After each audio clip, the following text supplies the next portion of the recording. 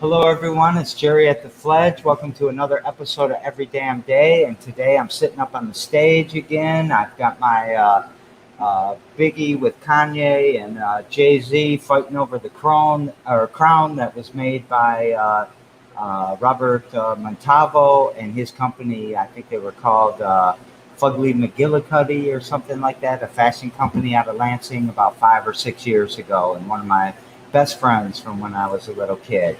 Want to give a shout out to thisent.com for doing some of the summaries of the show and helping me aggregate the data.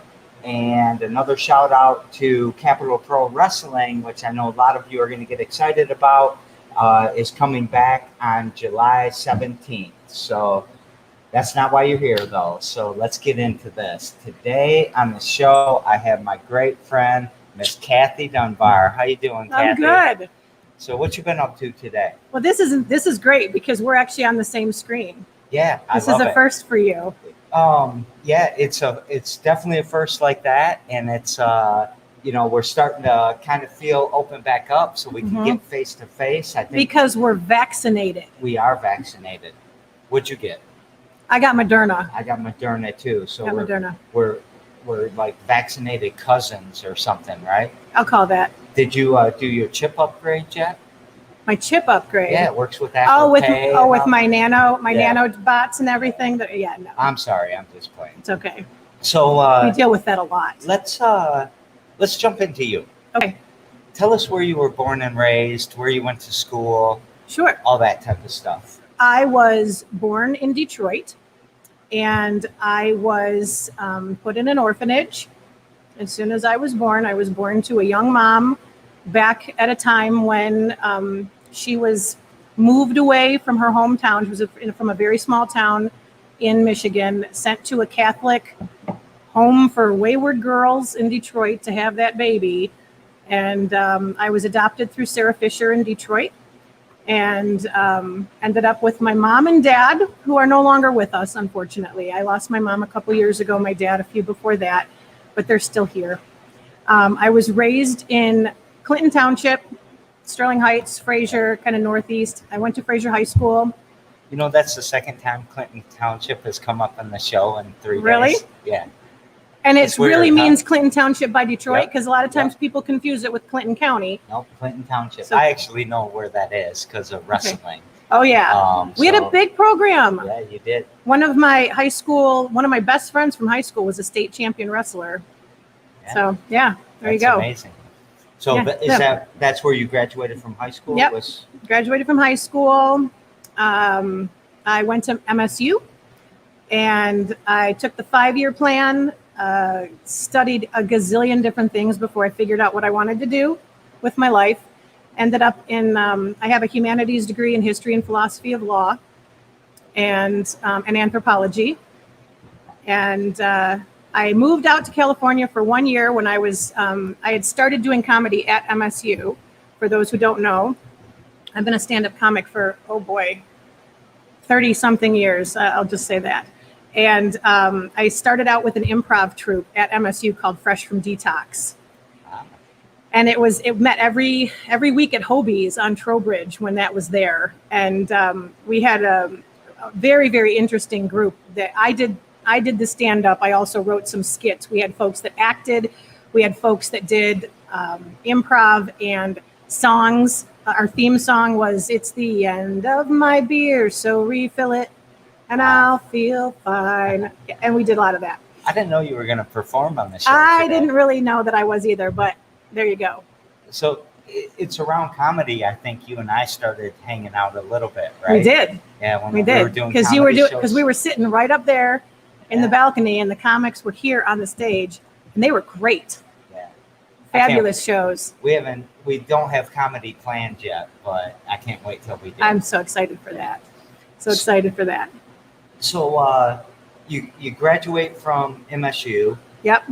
You go to California. I go to California. I performed a bit out there. I came back here to get married, and because my relatives are farmers from the east side of the state, so they weren't going to fly to California for a wedding. So we came back here to get married, and then it turned out that my firstborn was at the wedding. Yeah. Yeah. I mean, he was the cervical ring bearer. We didn't know he was there, but once I was found to be pregnant, all my Catholic family thought it was like a really happy honeymoon because it's very important to them that it happened on the honeymoon, not before the wedding. Right. But 9 months and 2 days later, I had a kid, and there was no way I was going to take that kid and go back to California away from my support system. So we stayed here, had 3 more kids in 5 years. So I've got 4. Was here Lansing or was it Detroit? It was here, Lansing. So when I came back, I lived briefly in East Lansing, and then we found our first home in Lansing, and I'm still in that home. I've been there for 26 years now. Yeah. 26, same house. Nice. Yeah. Yeah. That's so I guess and that's on the south side, right? South, yes. I mean, it's not far south, but it's south side. So my mom, I guess she's been in her south side home for about 32 years now. Nice. So yeah, I never got to live in that home though.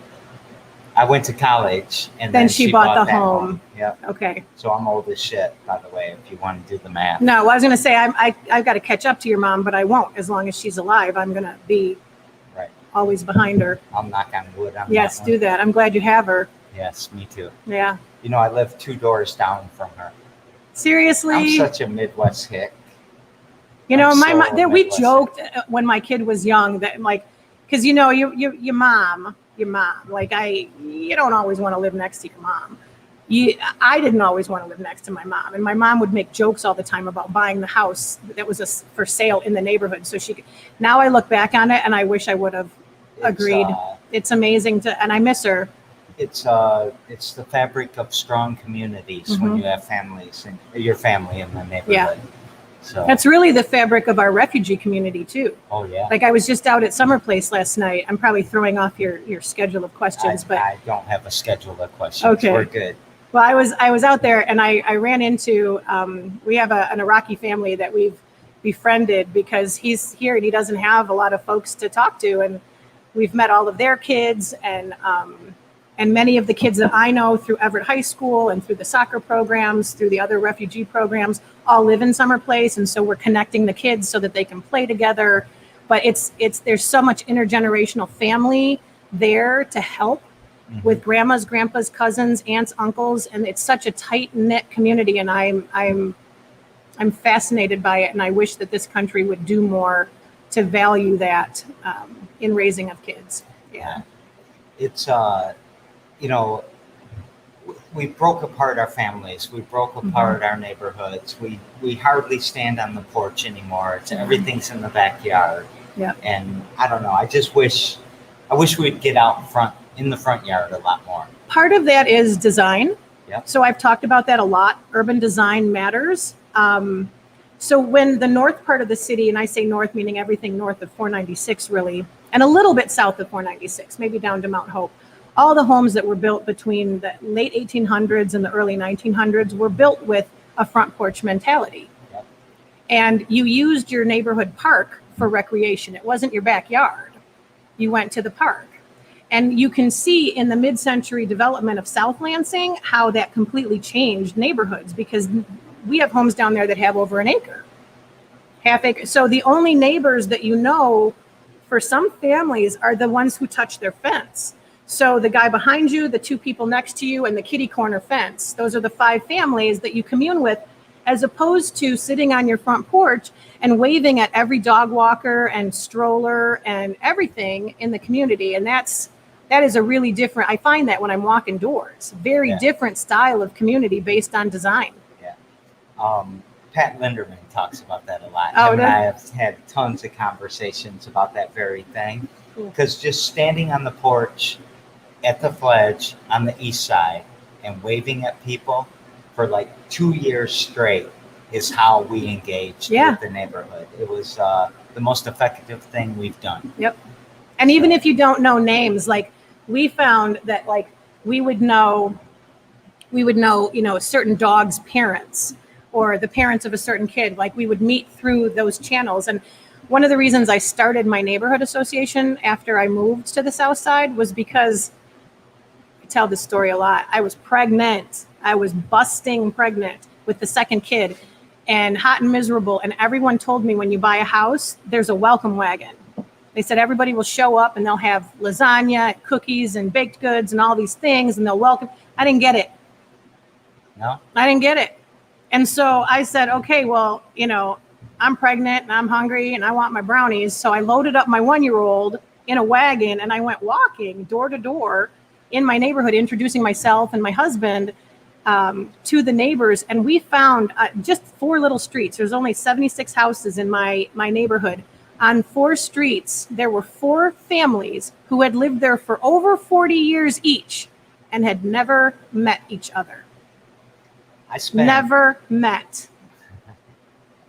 That's kind of amazing. But, I want to say, oh, that's shocking and all of that. I met a guy last week who lived across the street from me in Grand Ledge for 20 years. I never met him. Never before. met him? No. But I was hunkered down in Grand Ledge. Okay. That wasn't my place. Well, I'm a social condor, not a butterfly. I'm a full-on albatross. And it was really important for me because I had always envisioned, I grew up in the suburbs of Detroit, and my family, the connection was family.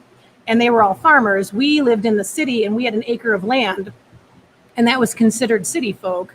And we only knew our nearby neighbors. And I was so excited to move into Lansing at the prospect of meeting all these different people and sort of having what now I would consider a horrible, I wouldn't say Mayberry and put it in glory now, but that was the type of connection I wanted, to know my neighbors, the local business owners, whose kids were whose, have that kind of connection. And that's why I started a neighborhood group originally. What's the name of your neighborhood group? Sagamore Hill. Sagamore Hill. Sagamore Hill. Yeah. So we can check that out on Facebook and all that. Yeah, I think it might. I don't know if they've got leadership right now. It was a lovely neighborhood. When I got elected the first time, I couldn't really maintain being the president of the neighborhood, but it was super important to me.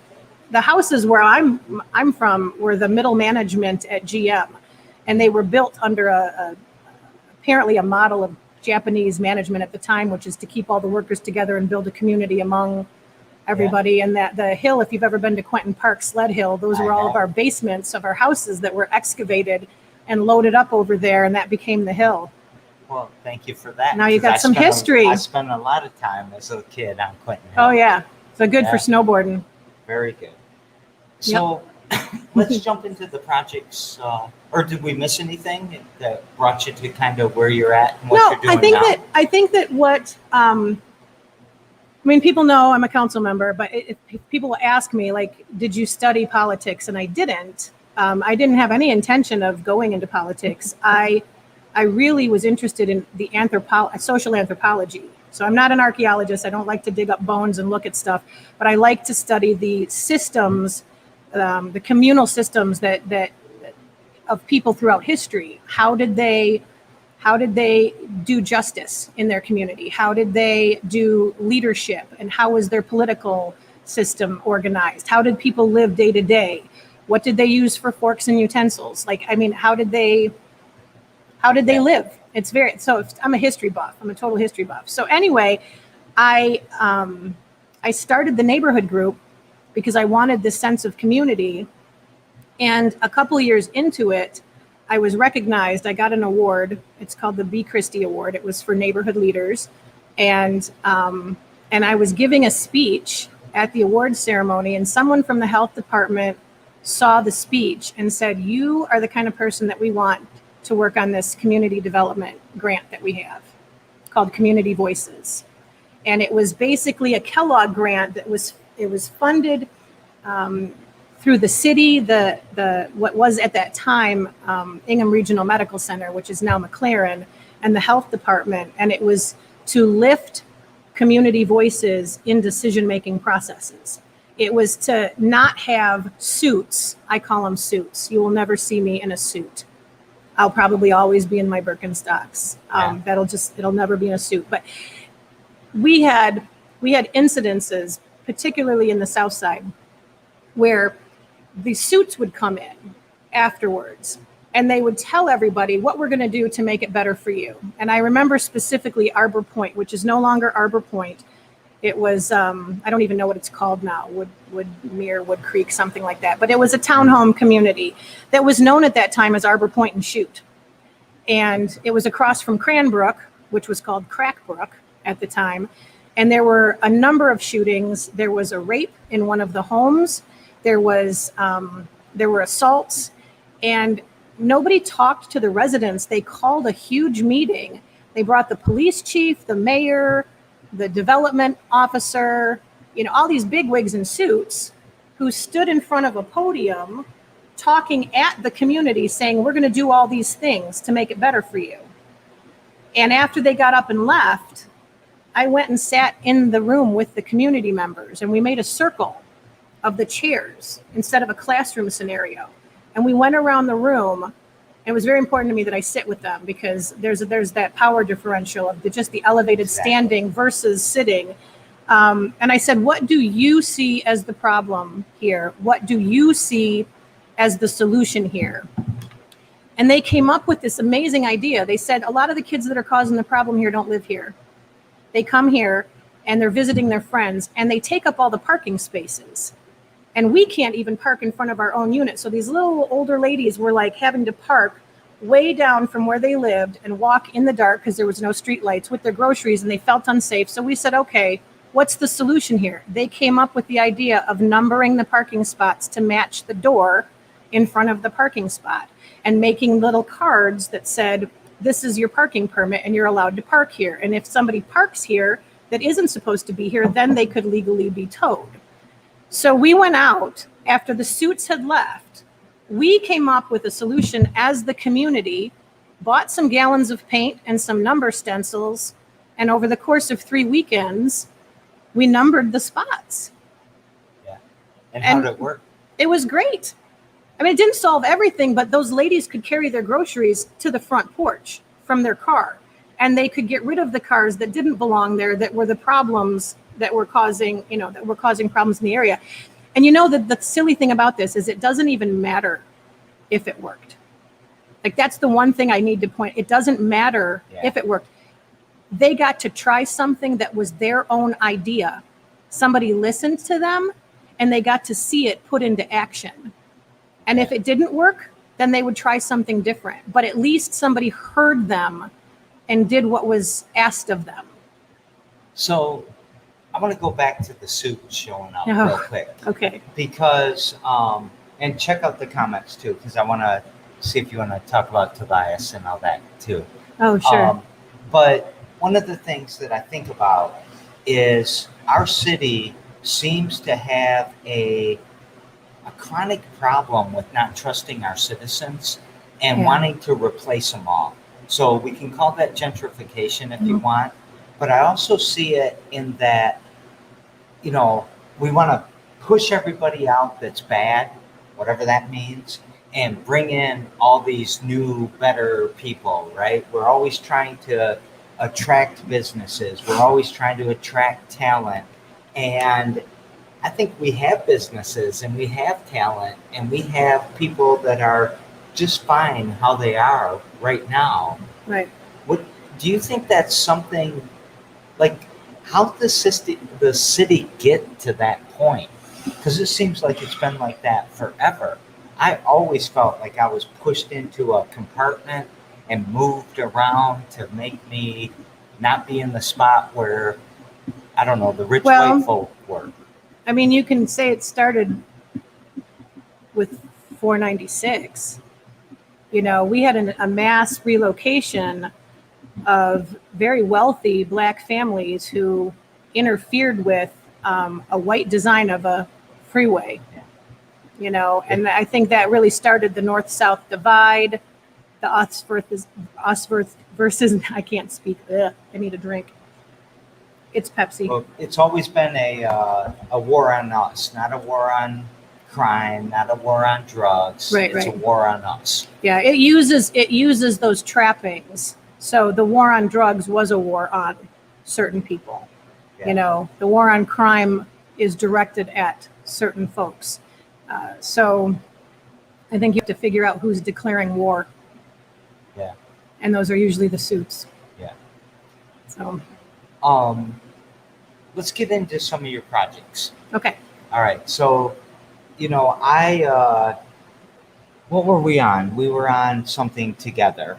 The state of the city from the people's perspective that Michael and Erica posted. What was that called? The state of the people. State of the people. Yeah. Yep. And shout out to Michael and Erica. I love what you do. I'm always going to be a supporter of you.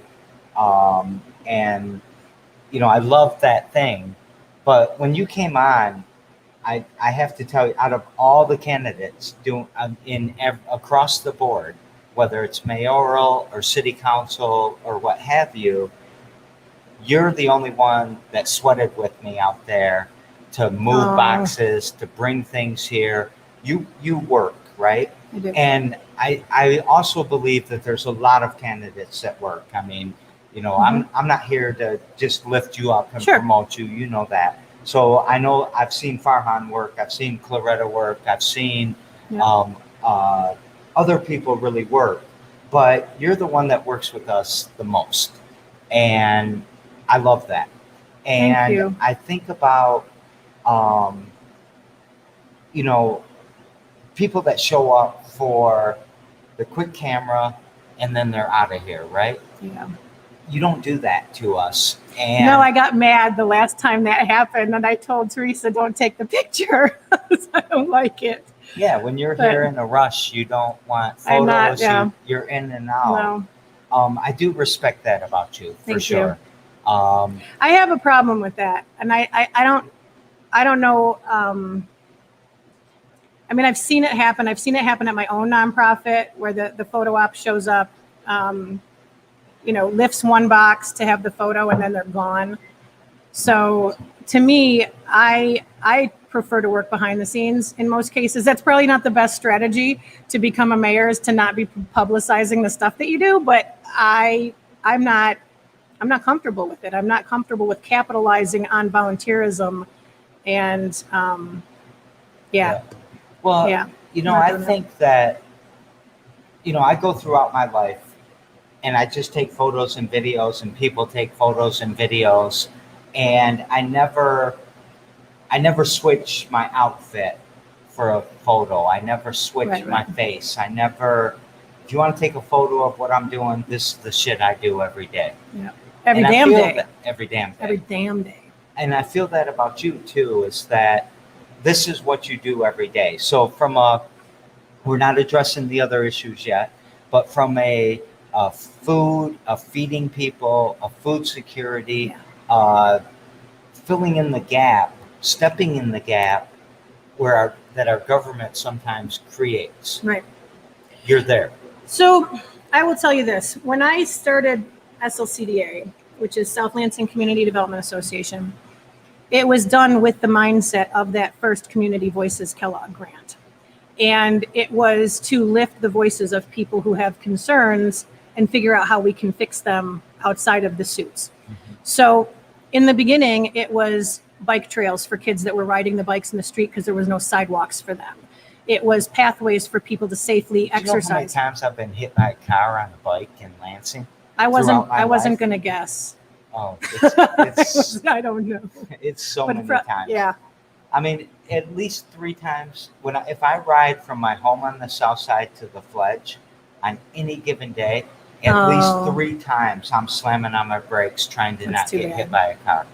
That's too bad. We had to fight for those bike lanes. There were so many people who got mad about the trails, the Southwest Trail, the trail that we put in at Benjamin Davis Park, the trails that we put in over behind the Leno neighborhood, even the bike lanes. People were so freaked out about those people.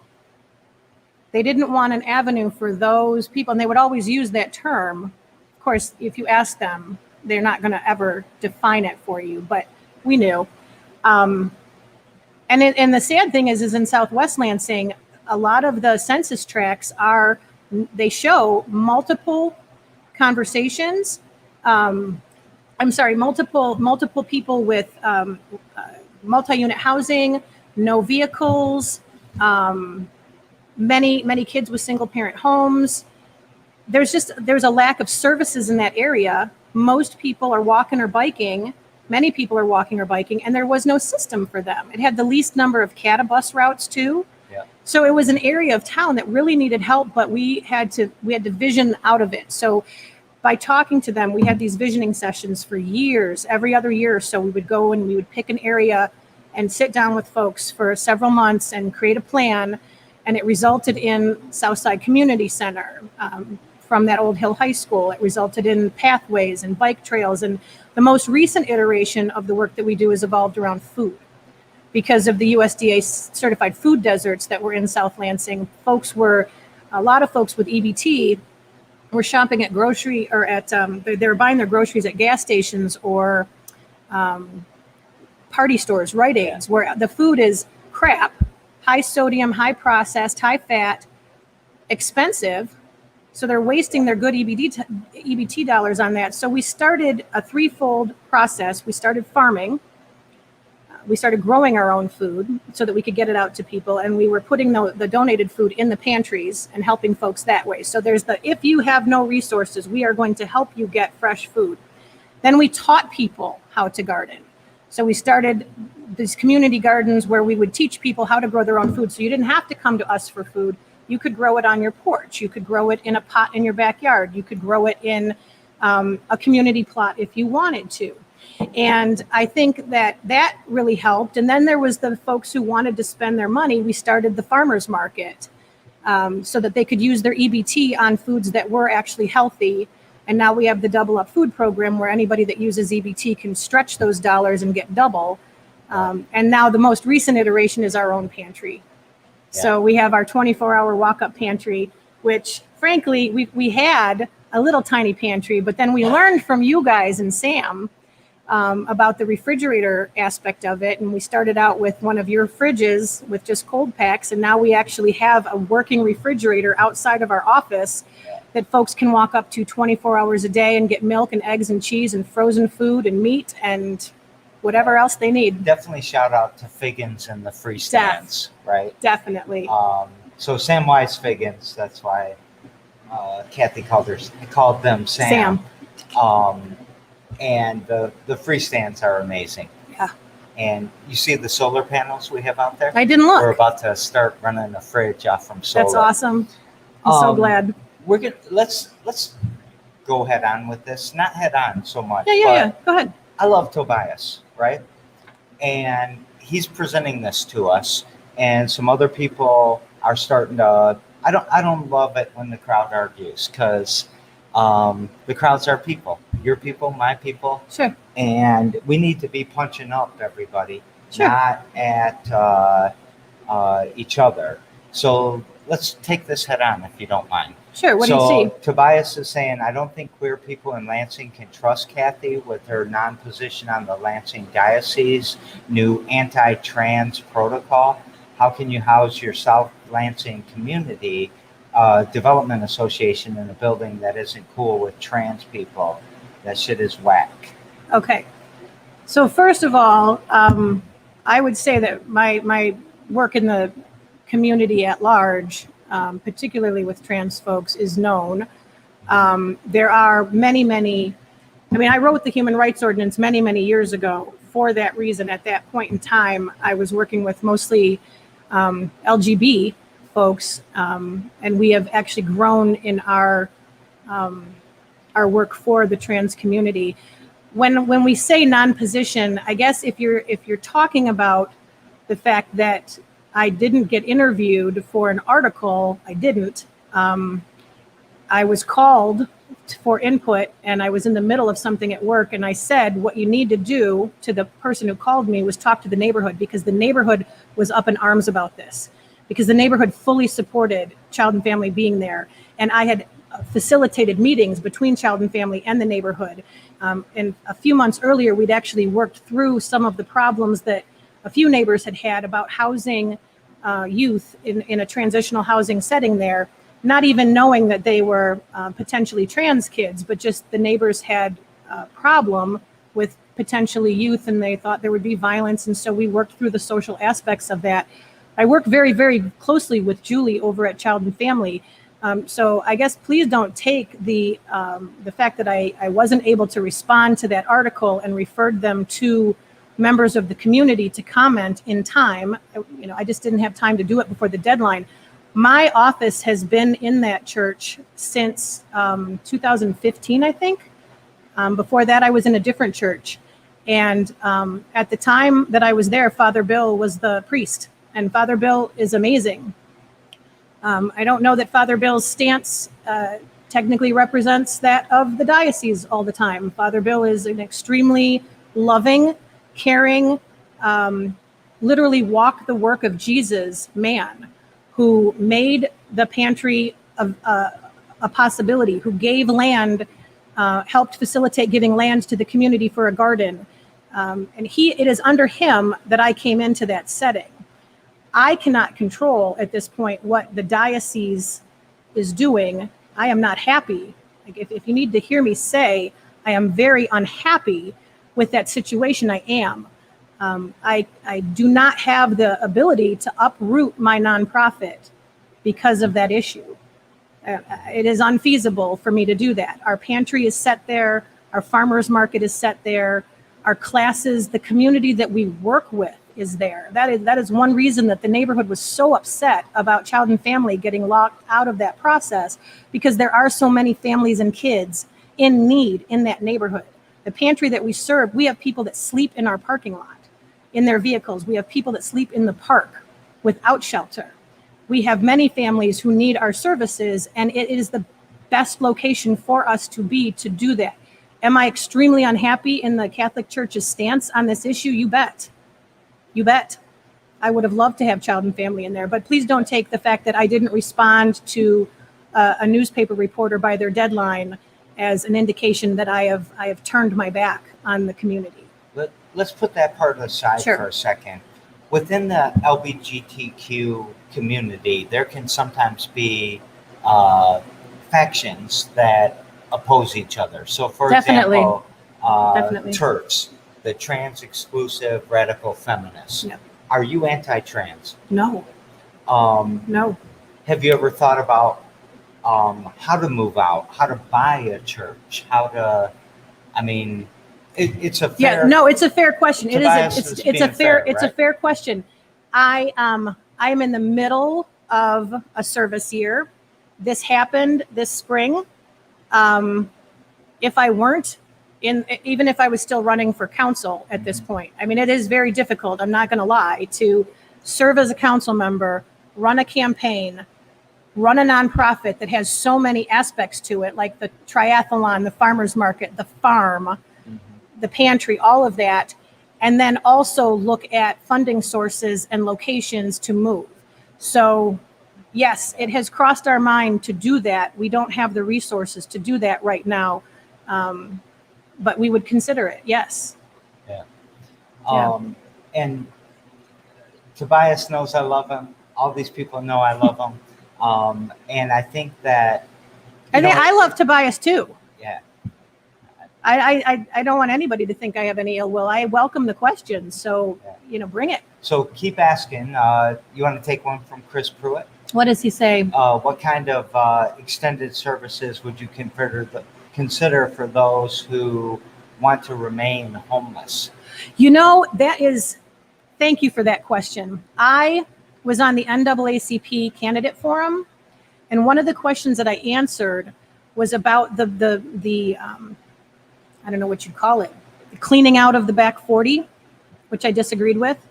I think that you can meet people where they are, give them resources to help clean up the space, but if that's where they choose to be, that's where they choose to be. And I made the comment, not every homeless person or unhoused person wants housing. And I got chewed for it. And somebody criticized me and said, that's not true. Everybody without housing wants a house. And I work with folks who come to my pantry who either have mental conditions that don't allow them to be in housing close proximity with other people, who prefer not to, or who prefer the community that they've built in their camp. I mean, that's the other thing. We have to look at these camps as neighborhoods. These are people who have chosen to live together and who look out for each other. And so when you take part of the faction out of there, you're destroying the relationships that they use to support each other.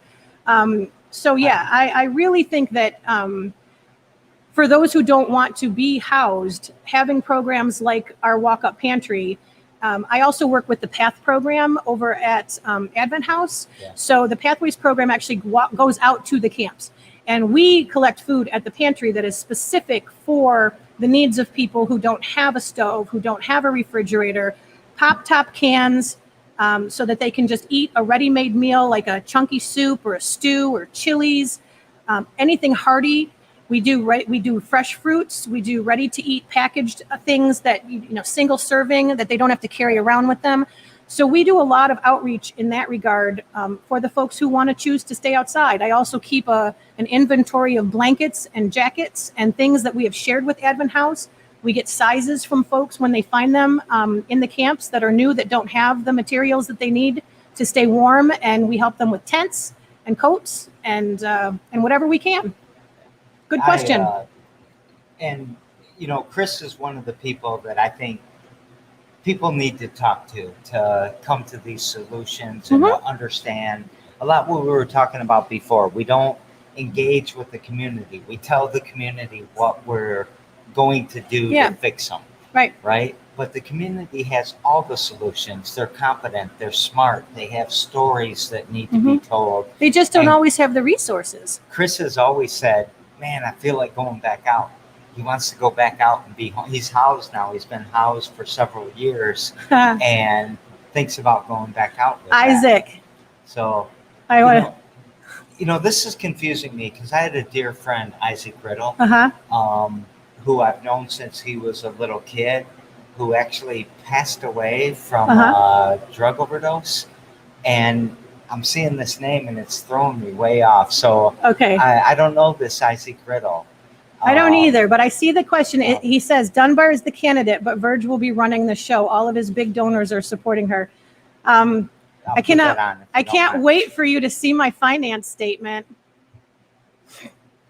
I don't know where those big donors are, but they're not on my team. Yeah, I hear that a lot. Yeah. Is that you're the face of Verge and Patty's the face of Andy.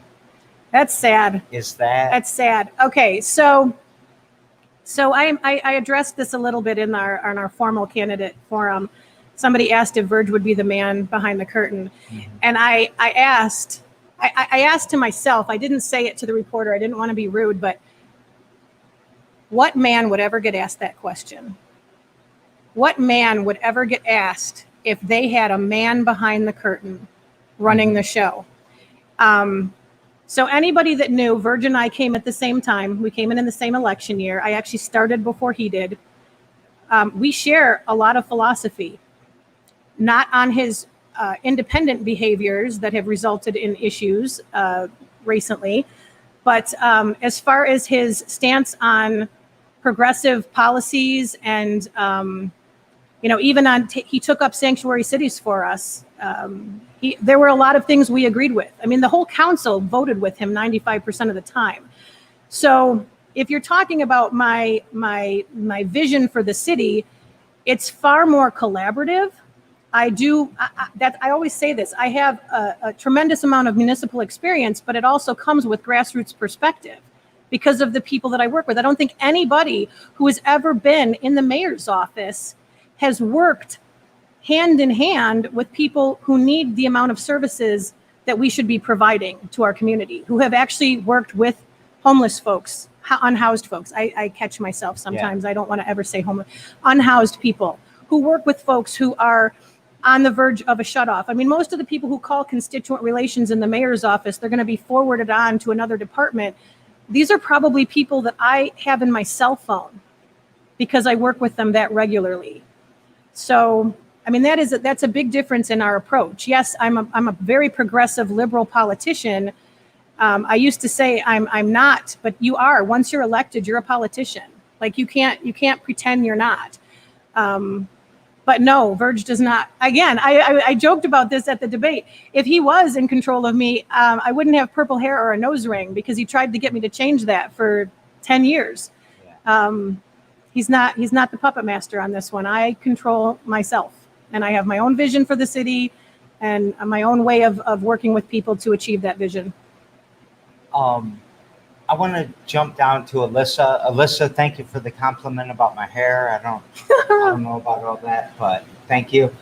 Speaking of addiction, what will Kathie do to promote harm reduction in the community? Oh, that's a great question. Great question. Well, right now, I was here this past weekend at the Fledge to pick up my Narcan, to pick up fentanyl test strips, to pick up a lot of stuff, because some of the folks that visit our pantry are at risk for overdose. And we've made it very clear to those folks and their friends and their families that we have materials that we can share for in case that happens.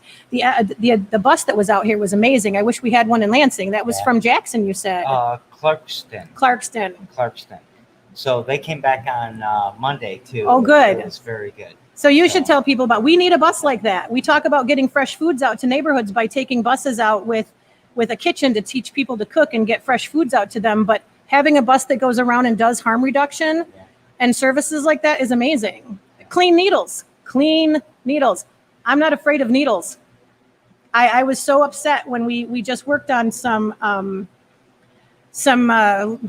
repealing laws. We've been working to unfelonize. I don't even know what the word is for that. What the word is either. Yeah, we've been removing laws that are used for targeting, like for pretextual stops, pretextual reasons for pulling people over. One of the things that we turned from a felony to a misdemeanor was some possession. And one of the responses that we got from folks in City Hall was, well, if it's a misdemeanor, then we have to give them back what we took from them in the stop, as opposed to get rid of it. If it's a felony, then it all goes away, because you have to give people back their possessions, which is something that's not happening right now, but we'll go into that later. And the concern was if they took a dirty needle, and I said, give them back a clean needle. Give them a clean needle, and they won't touch it. So I can tell you, we will be dealing with clean needles very soon. You know what? All these people that ask for things like that are asking for more hepatitis C around us, more HIV around us, a community that's dying of disease rather than helping each other. Right. And it's a great question, Alyssa. You know we love you. And she was one of the founders of Refuge Recovery here in Lansing, which is a Buddhist-based or a mentor, kind of a mindfulness-based AA, if you would. Oh, sure. Let's. I'm not dismissing any comments. We're gonna come back to some of them. Let's jump to the Racial Justice Committee, I think it's called, with the mayor. Yeah. Right? Okay, I'm apologizing, folks. This is a 52-year-old woman having hot flashes right now. You probably won't find another candidate that'll save that on live TV, but that's what's happening. So I'm steaming up here. The MRJEA. What a horrible acronym. Yeah, and the J should stand for joke. So what I commented on recently, there's so many places to go with this. All right. So we had a perfectly good group. I think it was MIDAC, if I'm remembering the acronym correctly. There was a group that was already assembled that was working on racial justice on behalf of the mayor. We had a racial justice committee on council, and then the mayor put one together that he formalized himself. They made recommendations. They put together a press release, and they sent council recommendations to consider making concrete changes that would improve equity in City Hall and in city services. And it was completely ignored and buried. And that group was disbanded, and a new group was put together with even more upper middle class representation that is not reflective of the folks that we are really trying to address needs for in this community. And I don't begrudge any of the people on that committee they're doing what they think is best for them, but it's not what's best for the community. I mean, maybe it's a resume builder for somebody. Maybe it's I don't know. I mean, I hate to guess at their motivations, but what they've done, they've spent over a year, put together a report that basically says we need to study this more. We don't need to study it more. We have people in the community who have been studying this for years. We have people in the community that have been giving feedback for years. And the first place that you look, I don't know if anybody wants a link to the report. I think we can throw it up there before, but when we're done. The first place you look is inside. I mean, the reason that these things started was because of accusations of racism and microaggressions and abuse, really, in the police department, in the fire department, in the mayor's office. And what he's chosen to do is look outward. I would be looking inward. I would be looking at the data that we already have. I sit on the board at Capital Area Michigan Works, and they are doing an incredible DEI audit right now. It's amazing.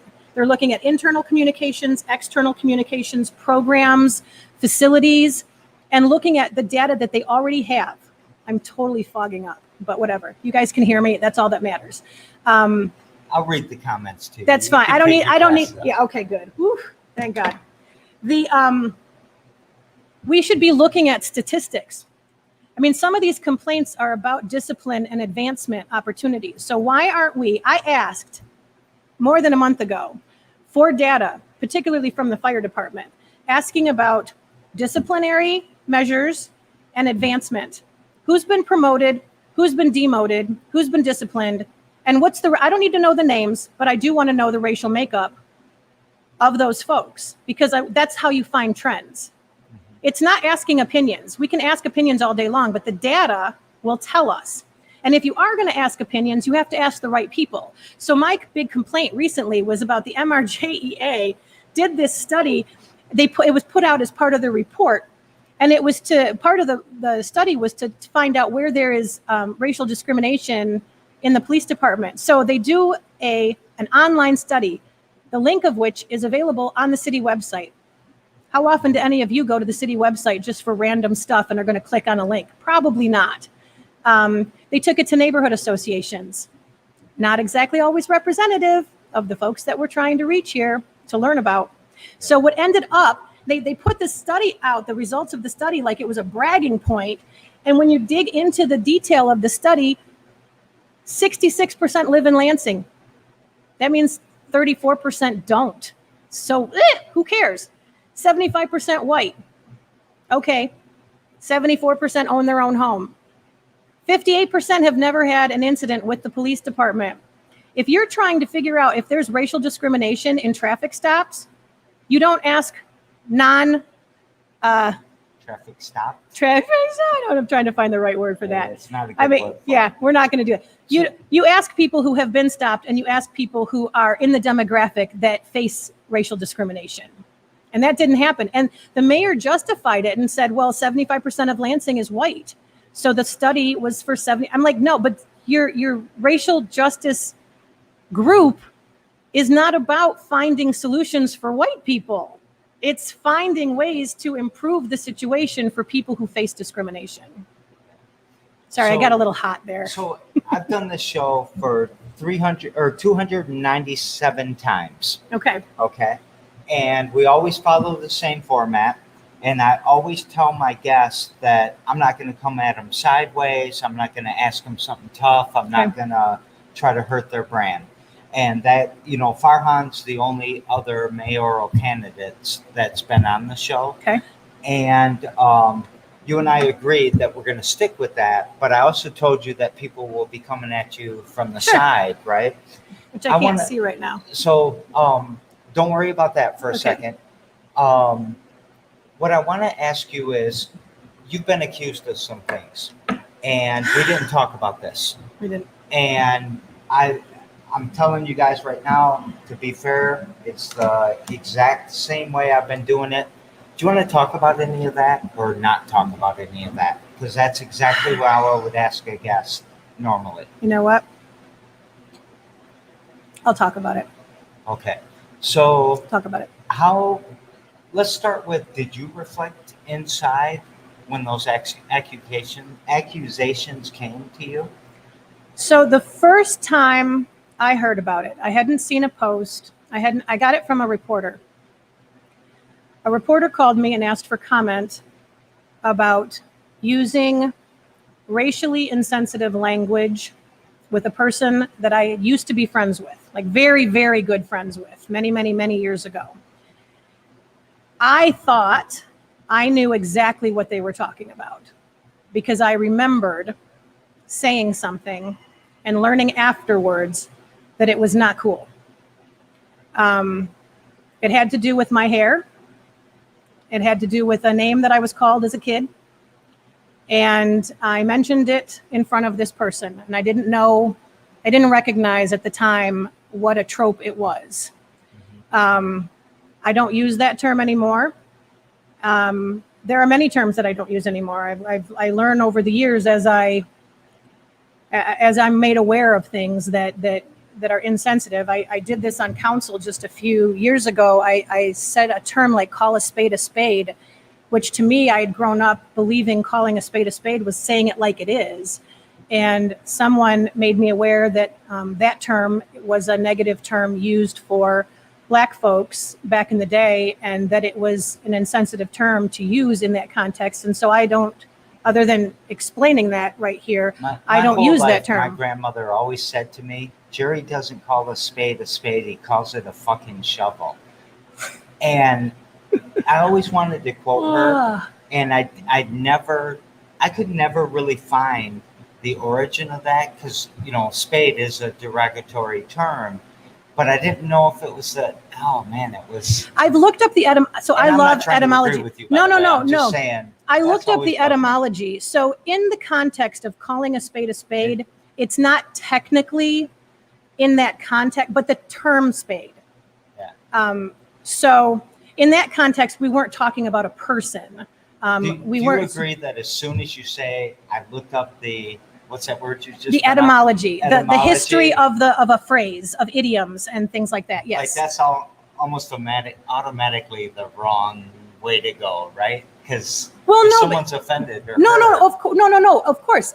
And I stopped using it, but I also want to learn. Right. I want to learn how it came about, where it came from. So yeah, I don't use that phrase anymore. But I'm saying, what I'm saying is that we all learn over time that we've said things that are offensive, that land wrong, and even if they're not technically considered by the larger community offensive, if a person considers them offensive, then you have to listen. So when that reporter called me and said this was coming out, I sat and thought about that term, and I wrote what I call the accountability piece, because it mattered to me, because I'm running for mayor and I want to be accountable. I've watched the current administration not be accountable for things that caused harm. And so it was really important to me to say, I did this thing. I said this thing, and I've learned from that. And I know better now. I had no idea when I wrote that piece that there was this entire other level of accusation coming out behind it that shocked me. So that, I think, some people who read the accountability piece thought, oh, well, after we read this accusation, she must have done that. But that was not. I was taking accountability for the term I used about hair. And then I heard all the other things, and I don't even know if I want to, I'm not going to name them all, but they're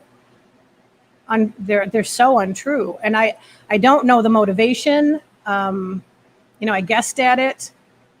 I don't know. And the thing that gets me about this is that this was a very, very good friend of mine, Like, our kids played together. We went and, we hung out at each other's houses. We had drinks every week. There was a group of us. And I didn't know any of this at the time. I ran for office after these things supposedly happened, and this person supported me. This person wrote lovely things about me in the paper, glowing reviews of my work in the community. And And then we had a fight. I didn't consider it a fight, but it became a fight about a funding program that was ended under the former mayor, and we never spoke since. So I have not spoken to this person in 15 years. And then I heard all of these things coming out. And I guess I would like to point out that, I've run for council many times. This is my 5th election. My 2nd time running, 2009, that person was my opponent. My opponent. We didn't hear any of this in 2009. I ran again in 13. I ran again in 17. None of that came out. Now all of a sudden it's out there, and that it's unfortunate. And I'm sad that we can't really have a conversation about this. It's not gone in a direction that we could sit down together and talk. But it is what it is. I want to, Isaac Riddle, you're saying a lot of good things, a lot of important things. I want to put this up there real quick. You stopped using the term, but why don't you apologize? That I did. Term is harmful. Stop making excuses and then just apologize. Okay, so I guess, if we're talking about the same term. But I want to throw this on there too. You didn't really apologize to the victim. Okay, so let me explain this. First of all, I did, in my post, say that I was sorry. Once someone makes the other accusations that she did, which are completely unfounded, you cannot, as someone who's been accused, reach out and randomly contact someone in that way. It is an unacceptable way to move forward in that realm. I don't know how else to say this without going into it, but okay. Let's keep going then. What you're about to say, though. Yeah, I mean, what I have been. There were accusations made of harassment, and to the point now that the hyperbole has compared me to Nasser. And the original accusation was something about being hit on. Once someone, particularly through my work with survivors, because I am a survivor myself, once somebody has been accused, you don't approach. You do not connect. You do not communicate. It is against everything in the survivor handbook. Now, do I believe in this case that this is a survivor situation? No, I don't. I believe it's manufactured. But I can't stop her from believing what she's believing right now. And so I will not break protocol and do that. Do you think you've handled this well? Nobody knows how to handle something like this. I feel like I've handled it to the best of my ability at the time when it happened. If I had known the depth of this, I probably wouldn't have even written. I don't know. I don't know. It's such a shame. If you weren't you looking at the situation, how would you feel about the person that's playing the role of you? Wow.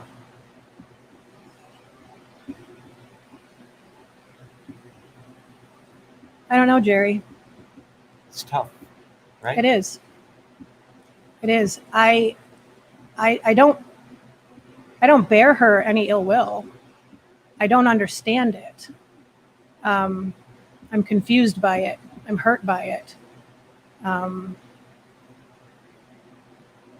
I don't. Are you racist? Are you transphobic? Oh my God. Okay.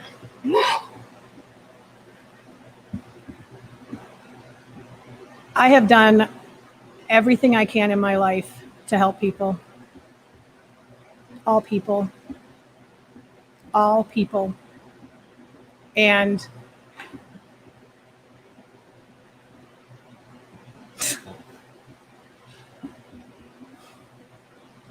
no. Have you done I can't racist? even, I can't. Yes, we all have. I have done things. I have said things. I said that about hair. The N-word, the accusations of N-word, never. Never. Never. And unfortunately, I've watched it evolve. Like when I first saw the news broadcast about that, the accusation was that I said that about someone who had stolen a bike. And then it was, I said that to her. And now I'm calling her that. So I can't explain the progression, the change, I can't. I am definitely, I am anti-racist. I am anti-racist. We all do things that we wish we could change. I work every single day to make life better for every single person in this community. Are you still learning, or are you done learning? Never. I'm always learning. We're always learning. Can you do better? We can all, yes. Yeah, I don't, okay. I'm going to close this part out Okay. because I asked you the direct question. You did. Are you a TERF? Are you a racist? You said no. No. You've done not the TERF part. The diocese thing's a problem, right? But you're stuck in that. I'm stuck in that situation. And Tobias, I love you to death, and I understand your position, and I don't want to take a position here, but man, this is a tricky thing. It is. Owning property, renting property. It is. And oh my God, I can't even tell you. So that's a different thing I'd like to address sometime in the future. I'd love to be housed here, but it's not the South Side, and I'm a South Side organization. I'd love to be on the South Side. Let's figure that out and get away from the diocese. Let's do it. All right. Let's do it. All right. Gun violence. We haven't talked about that. Will you give us some thoughts with that? And Isaac Riddle, by the way, thank you very much. Teresa Wood, I think we'll all know that she's a little bit biased, but trying to help out here and giving some facts. Let me see. There's a lot of people commenting today. Yeah. Andrew, I never denied making the hair. Chris comment. Pruitt, we'll get back to you, but yeah, you are still the leader after 297 shows. He's had the most views ever. Okay. And I think, the motorcycles and stuff like that, I'm going to put that to the side for gun violence instead. But maybe we'll come back to that if you want. Well, here's one. This is a valid point. 16 years in office.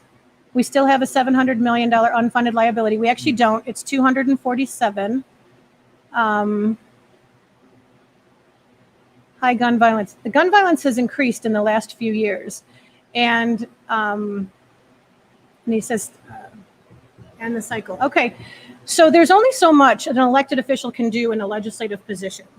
So as a council member, we do our best to legislate. We can do policy and we can do purse strings. The sitting mayor makes the choice of what to do with that. So if we fund something and they choose not to do it, they let the money sit, there's nothing that prevents that from happening. It's not a funding mandate. We allocate the money. It does not have to be spent. We fought this current mayor about advanced peace. When the original call came from the county, we were all in a group email, and the original call came in from the county asking us to set aside funding for advanced peace. The response from this mayor was, noble cause, there's too many other things going on right now. We don't have the money in the budget. We'll look for it next year. I wrote an op-ed about that very thing, that the cost of human life cannot be calculated in a budgetary standpoint. Like what we're dealing with here with the families destroyed, and this was written when we only had half of the death that we have now. This was written back in, I think, February or March.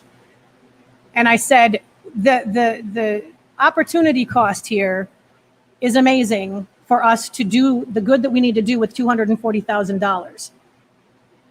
And the lives lost are incalculable. And then all of a sudden in the budget, he was the champion of advanced peace because he funded it, because he found money from somewhere. So the fact is, all these programs take money, and they all need to be allocated and approved through the administration. And so that's why it's important to have somebody in the mayor's office that is willing to change the way that we budget, and to look at priority-based budgeting, and to look at outcomes-based budgeting. Is the money that we're dumping into certain programs right now achieving safety? No. So what can we spend that money on to increase our chances of safety, which part of it includes reducing gun violence? So advanced peace is one component of that. There's also groups out there that look at hospital-based interventions, which is where you go into a hospital, you work with the emergency docs, the families that are in trauma, usually gunshot victims, and you get them the care and the trauma counseling you need immediately, because many of the shootings in this town are retaliatory. They started 6, 7 cycles ago, and you got this person, then as a retaliation, they got this person, and so on and so on. And we have to break the cycle of retaliation and teach people how to heal, because violence is born of trauma. It's born of trauma. Crime is born of poverty. Violence is born of trauma. And if we're not putting money into combating poverty and to dealing with trauma, then we are wasting our money on back-end solutions that are carceral, because none of that heals the wound that causes the problem to begin with. So, all right, here's a tough one we didn't talk about. Oh boy. Okay. Monday morning, I'm losing track. Monday morning, about 4 a.m., a guy gets shot by the Capitol. The car crashes into a lamppost and is totaled. The driver of that car is my niece. Okay, this is a fact. I'm telling you right now for the first time. Wow. The shooter, you hear Michael Lynn talk about, we know who the shooters are, and that's a fact. Yeah. I mean, the guy that got hit in the head by the axe was at the Fledge a couple weeks beforehand. His fiance got hit, his 3-year-old got hit. Yeah. We know these people. The 2 killed and the 2 injured at Reuters Park. 2 of them were rappers that'd been on the stage before. 2 of them were the nephew and niece of someone very close to the Fledge. We know these people. We knew this was going to happen. I sort of want to retaliate, but I know better, right? Because that just is the perpetual cycle. But if you have an anger management issue and you rightfully angry, but don't have the maturity yet to see the consequences of those actions in the bigger picture of the community, I can totally see how retaliation is the first thought. Going. I know who shot the Fledge. I know of a child molester down the street. We have proof. We have given the proof to the police. They do nothing about this. Mm-hmm. If I could predict 4 or 5 more shootings, it would be the guy that shot my niece, the child molester down the street, that all I need to do is get the address out, and a bunch of people in this neighborhood would take care of that.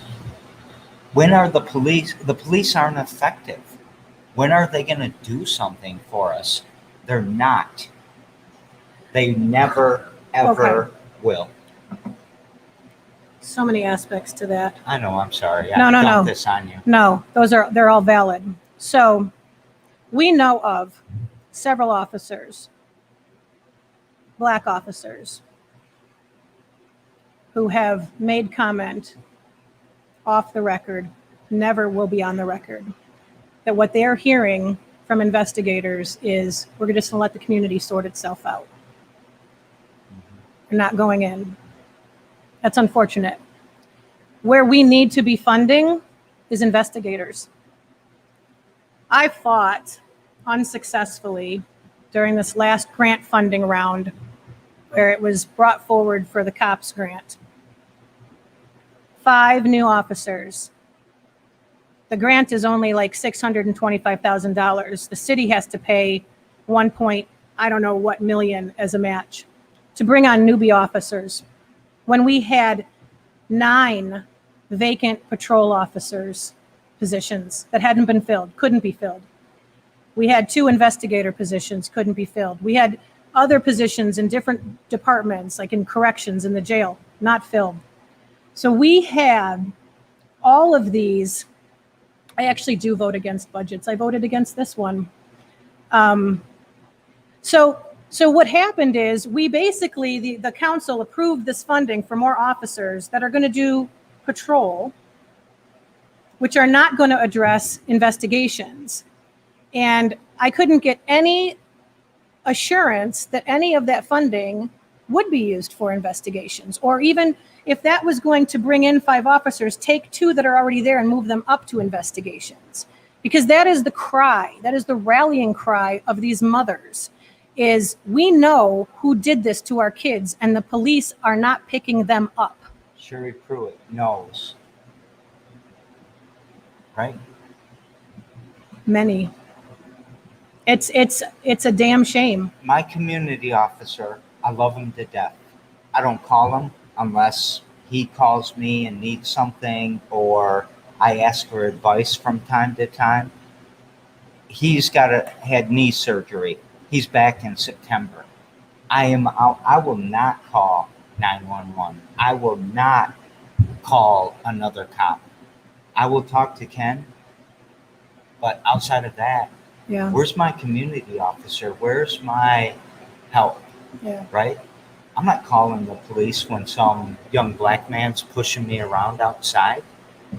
I said that during one of the, we have black mothers and fathers that are figuring out how to take care of their own in the community because they do not want to, even when their child is the victim, they do not want to call because a lot of cops don't check to see who's the victim and who's the perpetrator. They make assumptions. It's a problem. And it's only going to change with a cultural change in City Hall. There is no, that direction comes from the top. It comes absolutely from the top. Yep. Sorry, I got I know. Tilt a little bit there. I know. What? I don't even know. Huh. The generational, the kids that, most of the kids that I know that shoot, and I know a lot of them, we live in the middle of this. We've been shot. We talk to kids with guns. Kids with guns walk in here all the time. What do we have for them? What do we have for them? We just had this conversation yesterday. So, as a pantry, our pantry, several of the pantries around town were vandalized over the weekend. We had a witness who saw the 3 kids on bikes who vandalized ours. And there was a very, very robust discussion on the neighborhood Facebook page about calling the police or not calling the police. We made it very clear through our nonprofit and myself individually that we were not calling the police on this issue. There were some people in the neighborhood who were very adamant. We need to lay down the law. We need to be the hammer. If you let this happen, it's going to continue to happen. Well, it's happening because it's hot. There are no local activities in neighborhoods for kids who don't have transportation or money to participate in other activities. And boredom breeds trouble. So we are going to start opening up our gym. And we're going to be doing basketball in the gym. We're going to probably do midnight basketball in our gym. We're trying with the police? No. No.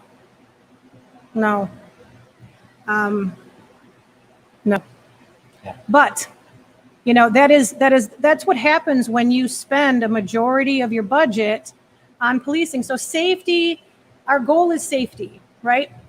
And we know, I mean, it's academic. Poverty leads to crime. It correlates with crime, poverty and inequity. And unless we start funding things that reduce those, we're going to spend all of our time funding the result of not funding them, which is you're going to have a higher incidence of crime, and the pandemic exacerbated that. I mean, it's not a surprise that the spike in violence happened last year and is continuing this year. Everything shut down, programs shut down, people were locked in their houses for the longest time. And you know what? I just read a study that about policing during the pandemic, that many police departments limited the amount of interactions that they had with citizens because of COVID, right? So all the knock and talk things, all of the community policing, all of the going to neighborhood meetings, all of that was reduced. But nationwide, you know what didn't get reduced? The number of deaths caused by police officers. I was going to say beating up black and brown kids. Yeah. So those interactions still continued, even with protocol in place to limit interactions. So, I mean, we have a systemic issue here that needs to be changed with a culture shift and a shift in priorities. As I look through, you know, we're going way long. This is the longest show we've ever done already, and we're not even close. Okay. What do you want to say about the mayoral race?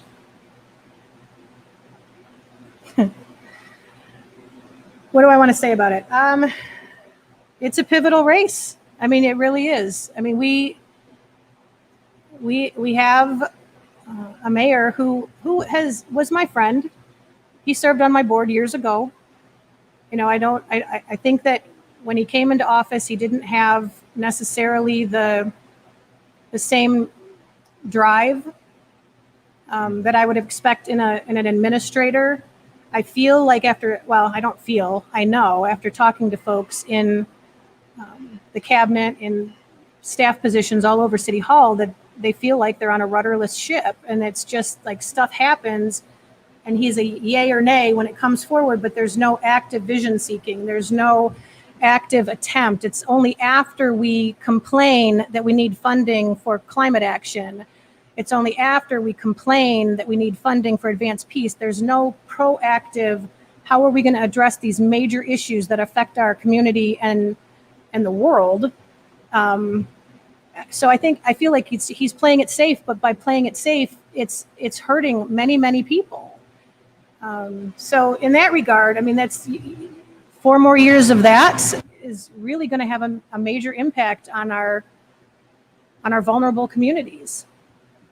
So I feel like it's time to have somebody in there that's willing to take the bull by the horns. And I hope that's not an idiom that I'm not allowed to use. I was thinking about that before I said it, if I was catching anything there. But, you know, we need somebody that's got a vision to steer this ship and to take it in a direction that is positive for the majority of people in Lansing. And that involves the people of Lansing in the process. I would like to see them stop trying to upgrade us all the time. Make us better. Don't replace us. Yeah. Give us tools to help make us better. Right. All right. Especially in housing. You know, this is the first tough question interview I've done. And you know I love you. I know. And you know I help all any candidate that comes to me. I can't stop the screaming. Right? Okay. I give them advice. I talk about crowds. I talk about strategy. Mm-hmm. I love you. I love Farhan. I ain't a big Fandy, but if he wants to come on the show, oh, that's terrible. You know, he can come on the show. But here's a tough question that I want to ask you because I think you have a good answer, or I think you will. All right. Are you deserving of being the first woman mayor of Lansing? Is that a tough question? Yeah, I don't like the question. Why?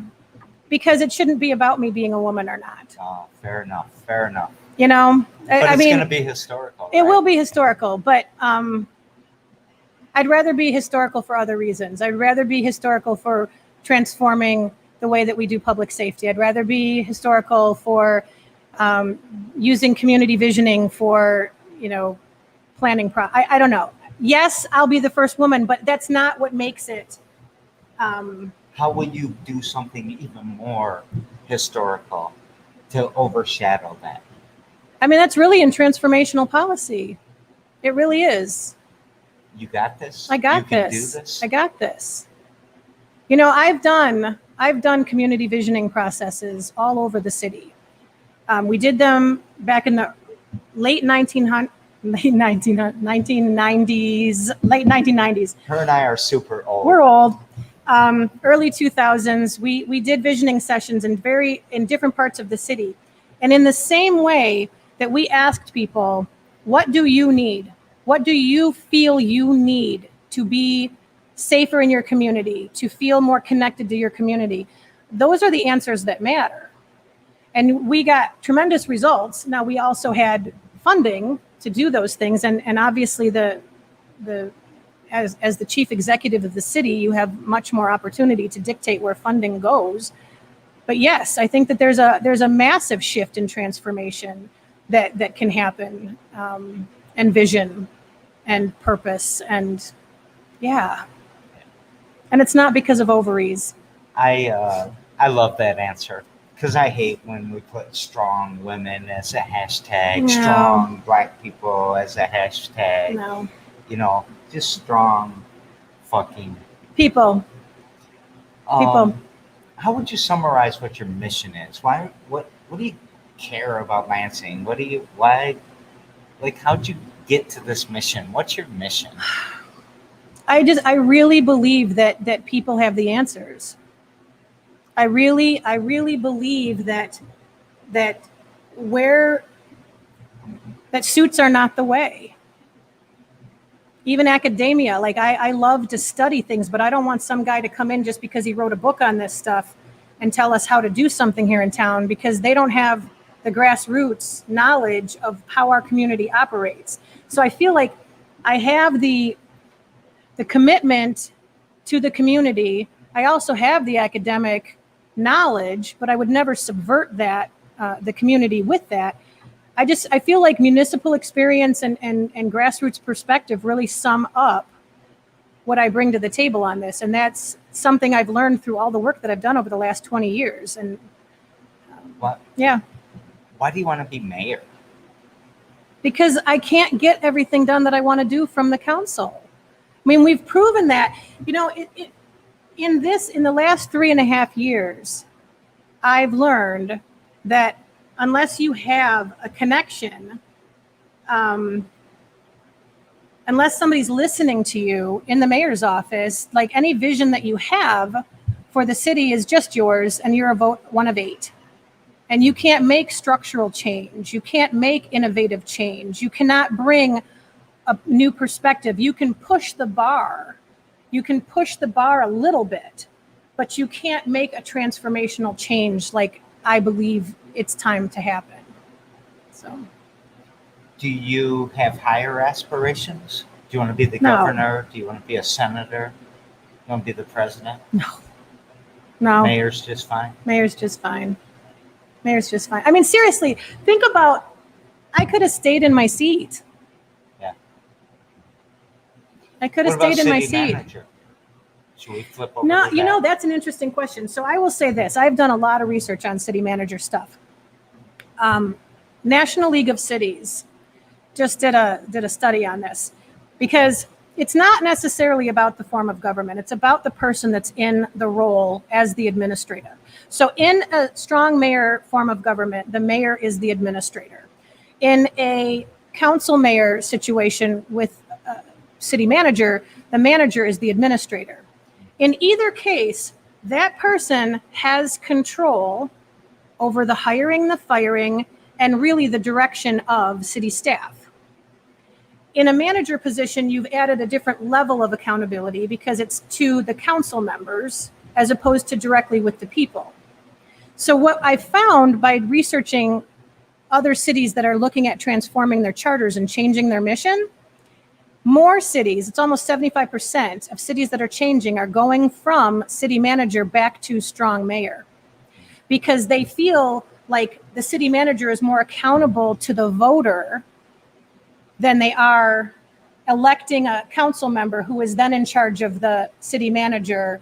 So the mayor being maybe I said that wrong. You did. I did say it wrong. Yeah. So the mayor is more accountable to the voter and can be switched out after whatever the term is by the voter directly, as opposed to putting a middleman in there to be in charge of a city manager. So what I found is I don't think it's about the system of government. I believe it's about the person that's in the job. So I'm going to ask the question, what do you do every damn day to push your mission forward? But Okay. I'm going to get a little spin to it. What would you do as the mayor every damn day? And if you're not the mayor, what's the other thing you would do every damn day? Are they different? The scope is different. The scope is different. So every damn day now, if I weren't to become mayor, will be the same every damn day that I have, which is running my nonprofit and feeding people and working with the community and doing outreach and collaborating and building connections. One of my friends used to say that he had his two favorite things. One is meeting new people, and then one is connecting those people to the people he already knows and figuring out who has resources and who has needs and melding them. And that's a skill I have. That's something I love to do. That's something I wish I had more time to do, was to be out in the community and connecting people together. But I think that that's also something I would do from the mayor's office. You know, we're lucky in the fact that there's staff, right? So you provide direction, you give a vision, a mission to the staff, they carry that out. You're still the ambassador for the city. Well, when's the last time that the mayor as the ambassador went out to the back 40 or worked with folks? Did he ever go? I don't know that he did. I don't think so. I mean, maybe he did on the day that they shoveled everything out of there. I don't know. But like, I think that is one of the things that sticks with me from when I ran for office the very first time. I spoke with someone who was in a council seat, and I said, I need to reach voters. And they said to me, particularly about the South Side, don't bother south of Holmes Road because those folks don't vote. So they don't matter. Like, you only have to focus yourself on this area that might be potential donors, might be potential, registered regular voters. South of Home Road. Yeah. That makes me sad. I know. It should. So I made sure that's where I walked. Because you have to think, like, if people are that disengaged that they don't vote, why? It's because nobody has ever sparked their interest. Nobody ever represented them. Nobody ever listened to them. It's actually like opportunity. Yeah. I never met some white dude in a suit that's an accountant. None of my uncles are accountants, right? Nobody gives a shit about me. Yeah. So that's really, to me, like, being a mayor is being a mayor for everyone, and really keeping that focus that, yeah, you're going to work with developers, and yeah, you're going to work with people who are big donors, and yeah, you're going to go to shindigs, and the chamber's going to have a dinner and all that kind of stuff. But what dinner can I have with the people who really matter? We can have a big old dinner. Let's have a big old dinner right here. I cook too. I got a billion questions to ask you, but we got to keep moving. Okay. All right. So one or two might come back on. We daisy chained the shows together, and yesterday on the show, I had an amazing woman named LaWanda, and she spent 35 years in prison. She comes out, she's starting a food startup, a food truck, if you will, that prepares meals based on what you can get inside of the prison, inside of the commons area of the prison.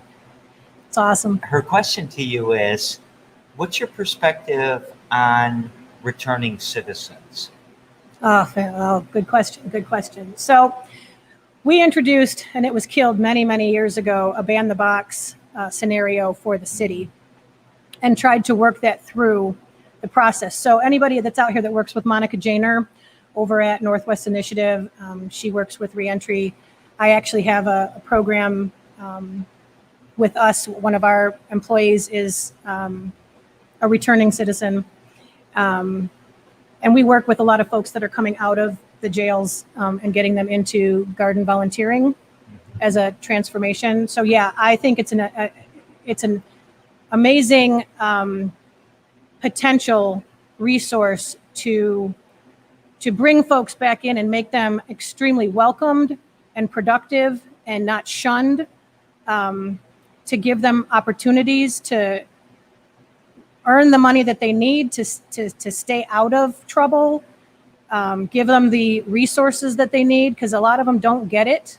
And yeah, you'll go cold turkey when you're in jail, but you're going to get out and you might need some kind of addiction assistance. You might need counseling, trauma counseling. There's a whole lot of resources that we need.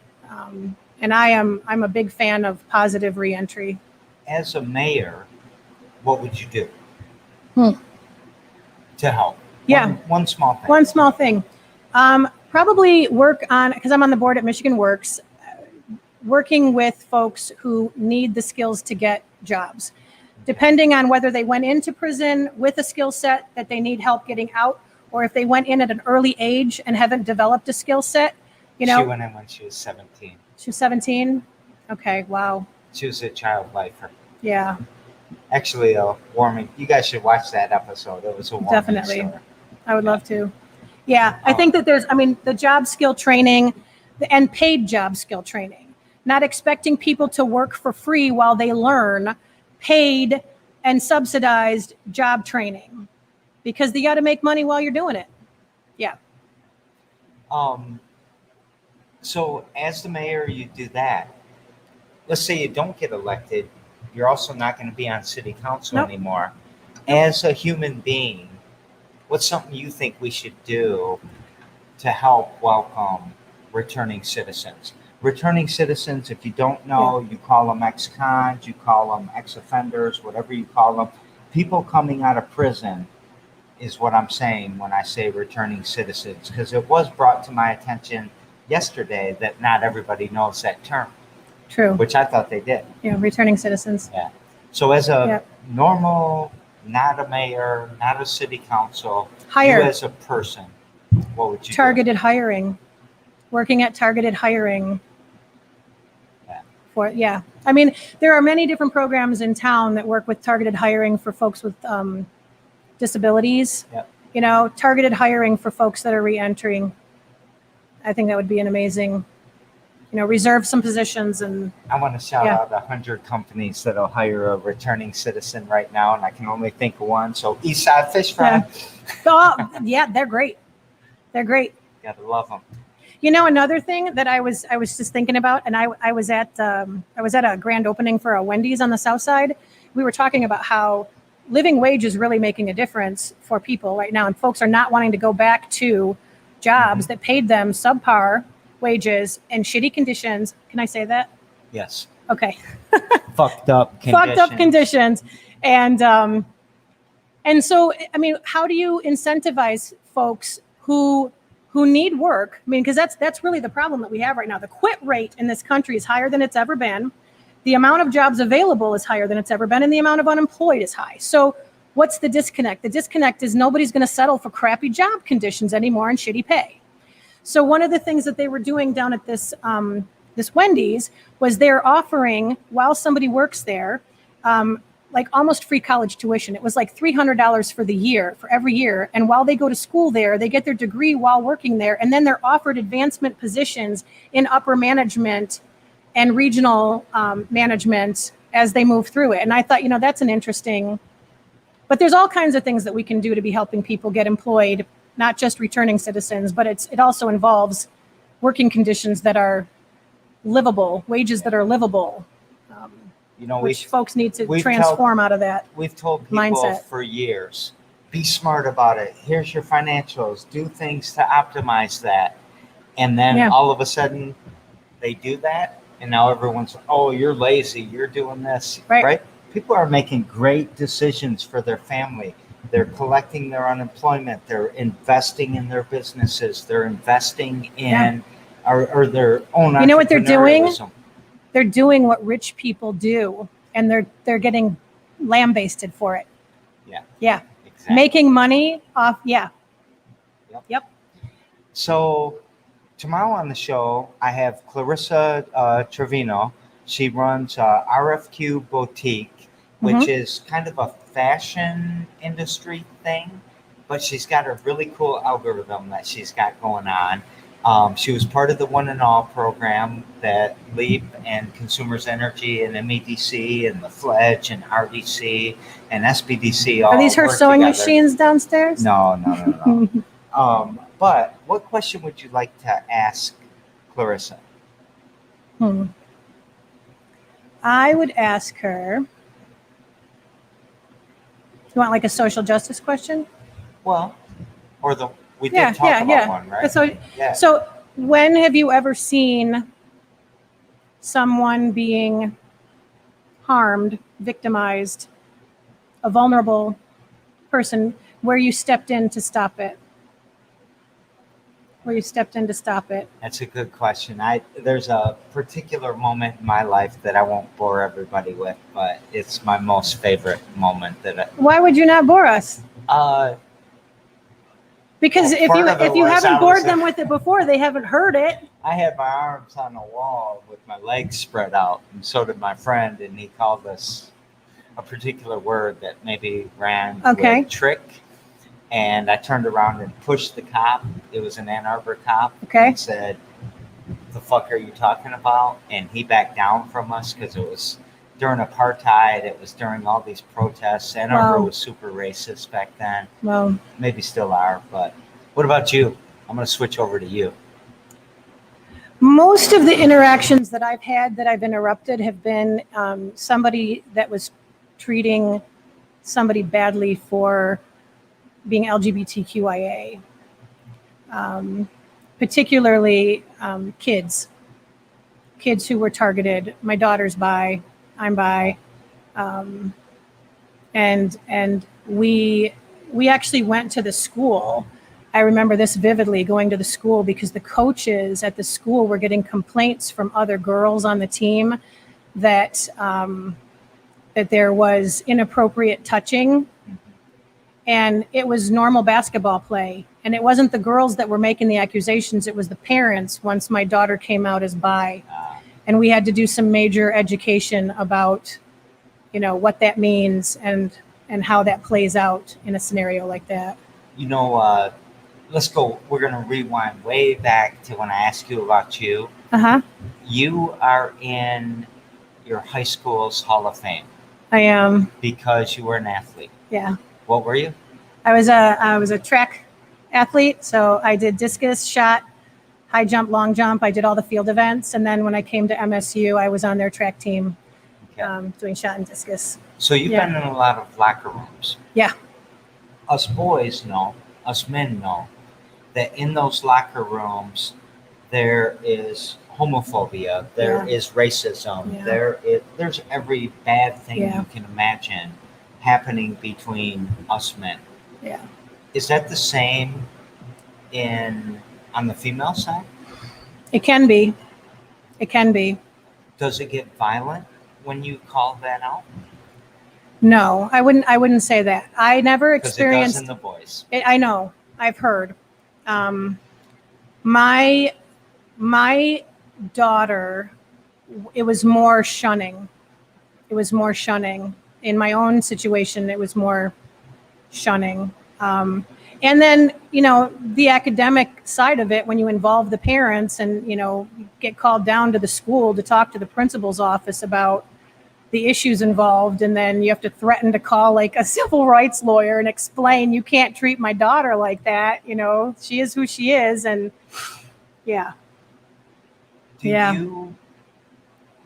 So now I got to ask you, Oh, have you seen this racism happen before and not called it out? Probably when I was younger.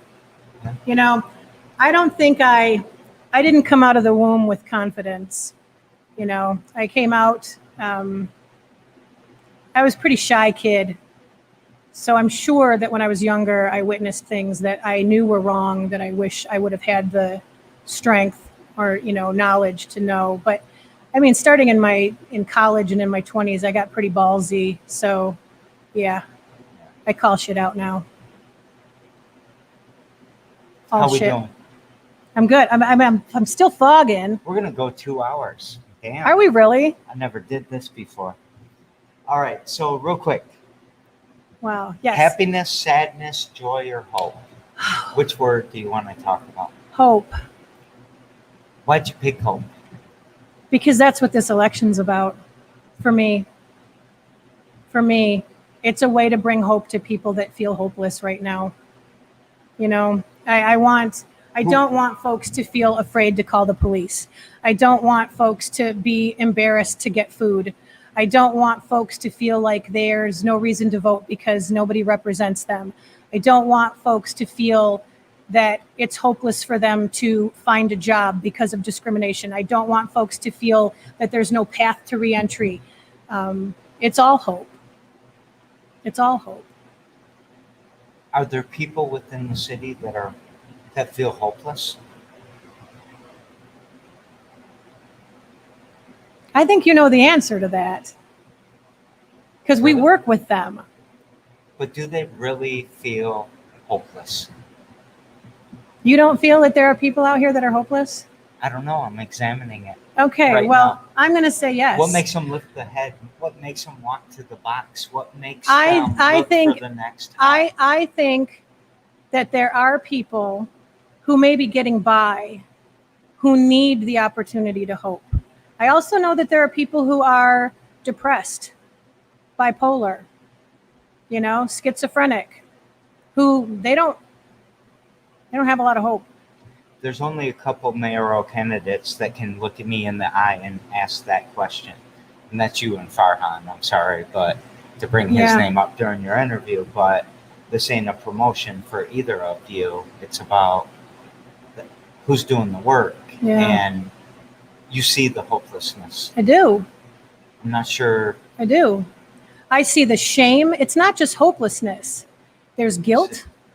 What did I do to myself in my life that caused me to get to this place? There's shame. How do I get out of this place without somebody knowing that I'm buried in it? That's why people come to our pantries at 3:00 in the morning. They come 24/7. 24/7. I mean, there's a lot. There's a lot that people are facing in town. And I mean, I how think many of them turn on you and say, "Can I help? Can I do something?" A lot. Actually, a lot. Most, because part of that is they want to feel like they're part of something. The folks that we start, I can't tell you how many people that come to the pantry that'll say, "Do you need help unloading today? Can I help you sort groceries today? What can I do?" It's amazing. And we give them something to do. Like some folks will say, no, we got this. But I have learned over time, we don't got this.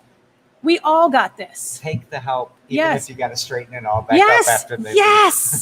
Yes. Yeah, and sometimes we do. But that's okay because it gives them a sense of purpose. And it makes them feel like they're not so guilty taking advantage of a program when they have contributed to the maintenance of that program. It's important. I love you, Kathie. I love you too, Jerry. I love this conversation. I appreciate you coming on my show. Thank you for letting me hot flash through the whole thing. It's not a problem at all. Every damn day, we do every damn day. We'll do it again tomorrow. This is episode 297, so we have about 68 left before we finished our 1 year of doing this, and I am going to stop. Thank you, everyone, for the comments. Sorry I couldn't get to everybody. I hope that I pulled a mixture of... I'm trying not to be biased here. I've got some favorites in the race. This is one of them for sure. I appreciate you a lot. I appreciate that you get your hands dirty and that you talk to people and you're in the good fight. And I think no matter what happens in August or November, I'm going to keep seeing you will filling these stands and helping the good fight. And so I don't feel like we're ever going to lose you from We're the not. team. And I I love love you, you so man. much. What would Thank you like you. to take us out with?